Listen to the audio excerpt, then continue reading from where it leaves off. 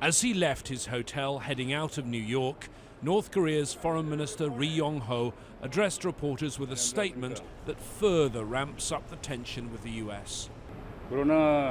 Last weekend, Trump claimed that our leadership wouldn't be around much longer, and hence at last he declared a war on our country.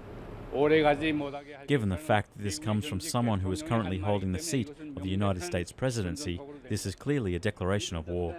His latest comments go further than his address to the UN General Assembly 2 days earlier. He was clearly responding to President Trump's tweet after that speech, in which he referred to Little Rocket Man and warned they may not be around much longer. He also referred to a US show of force which took place just before he spoke on Saturday. US fighter jets and B-1 bombers flying close to North Korea's eastern coast, but still over international waters.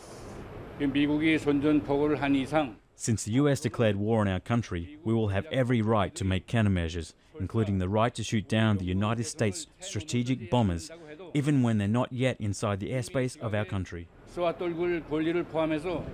Foreign Minister of the PRK said many things last week and this week, and I'm not. The Japanese ambassador to the United Nations among those who wouldn't publicly dignify the comments of the North Korean foreign minister with a response.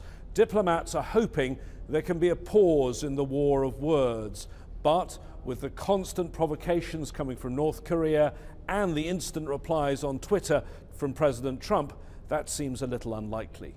James Bays, Al Jazeera at the United Nations.